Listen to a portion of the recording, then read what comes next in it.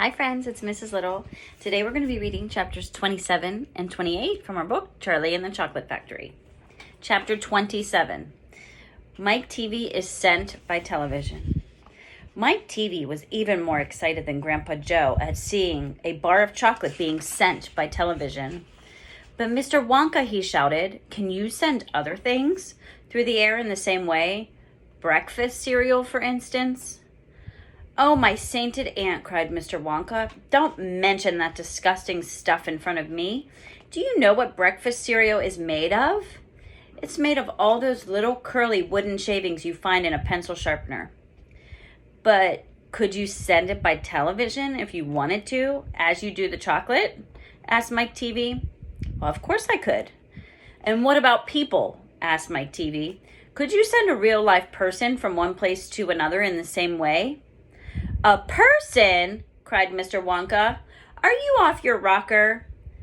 But could it be done? Good heavens, child, I really don't know. I suppose it could. Yes, I'm pretty sure it could. Of course it could. I wouldn't like to risk it, though. It might have some very nasty results. But Mike Teavee was already off and running.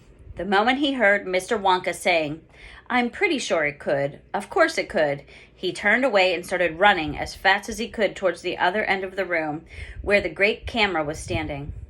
Look at me, he shouted as he ran. I'm going to be the first person in the world to be sent by television. No, cried Mr. Wonka. Mike, screamed Mrs. Teavee. Stop, come back. You'll be turned into 1,000,000 tiny pieces.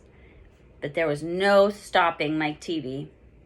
The crazy boy rushed on, and when he reached the enormous camera, he jumped straight for the switch, scattering Oompa Loompas right and left as he went. See you later, alligator, he shouted, and he pulled down the switch, and as he did so, he leaped out into the full glare of the mighty lens. There was a blinding flash. Then there was silence. Then Mrs. Teavee ran forward, but she stopped dead in the middle of the room and stood there. She stood staring at the place where her son had been, and her great red mouth opened wide, and she screamed, He's gone! He's gone! Great heavens, he has gone, shouted Mr. Teavee. Mr. Wonka hurried forward and placed a hand gently on Mrs. Teavee's shoulder. We shall have to hope for the best, he said. We must pray that your little boy will come out unharmed at the other end. Mike! Screamed Mrs. Teavee, clasping her head in her hands. Where are you? I'll tell you where he is, said Mr. Teavee. He's whizzing around above our heads in 1,000,000 tiny pieces. Don't talk about it, wailed Mrs. Teavee. We must watch the television set, said Mr. Wonka. He may come through at any moment. Mr. and Mrs. Teavee and Grandpa Joe and little Charlie and Mr. Wonka all gathered round the television and stared tensely at the screen. The screen was quite blank. He's taking a heck of a long time to come across, said Mr. Teavee, wiping his brow. And here they are. And this is my TV up here. Oh dear, said Mr. Wonka. I do hope that no part of him gets left behind. What on earth do you mean? Asked Mr. Teavee sharply.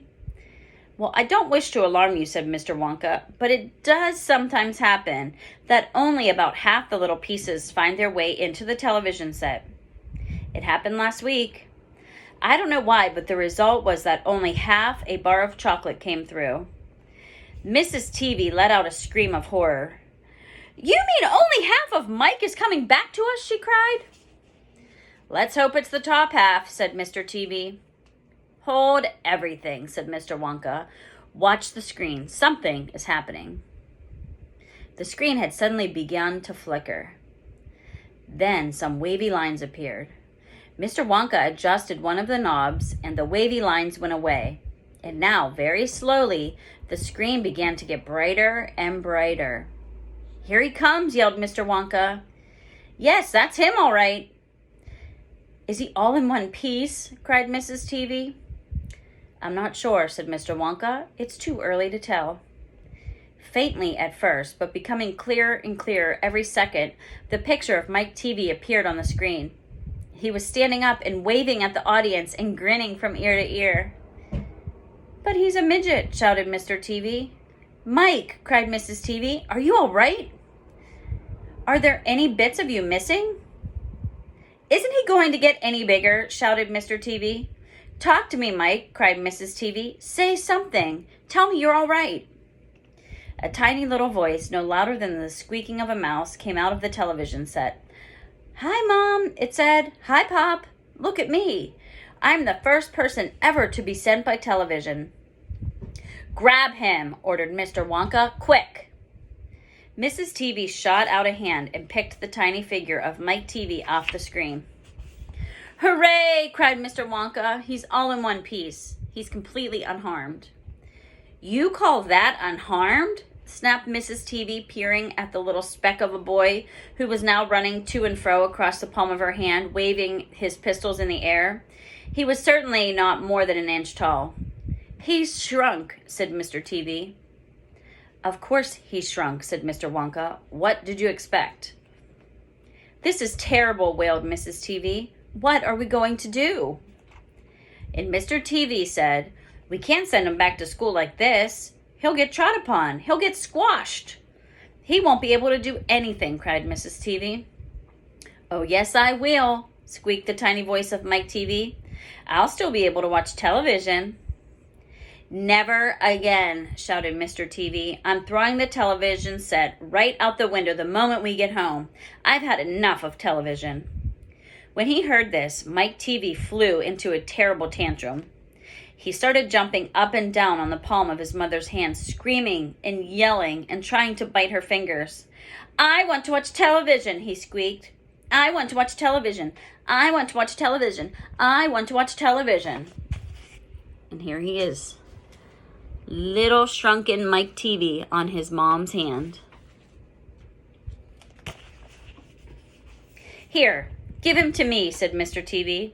And he took the tiny boy and shoved him into the breast pocket of his jacket and stuffed a handkerchief on top. Squeals and yells came from inside the pocket, and the pocket shook as the furious little prisoner fought to get out. "Oh, Mr. Wonka," wailed Mrs. Teavee. "How can we make him grow?" "Well," said Mr. Wonka, stroking his beard and gazing thoughtfully at the ceiling, "I must say that's a wee bit tricky. But small boys are extremely springy and elastic. They stretch like mad. So what we'll do, we'll put him in a special machine I have for testing the stretchiness of chewing gum. Maybe that will bring him back to what he was." "Oh, thank you," said Mrs. Teavee. "Don't mention it, dear lady." "How far do you think he'll stretch?" asked Mr. Teavee. "Maybe miles," said Mr. Wonka. "Who knows?" "But he's going to be awfully thin. Everyone gets thinner when you stretch it." "You mean like chewing gum?" asked Mr. Teavee.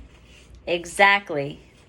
"How thin will he be?" asked Mrs. Teavee anxiously. "I haven't the foggiest idea," said Mr. Wonka, "and it doesn't really matter. Anyway, because we'll soon fatten him up again.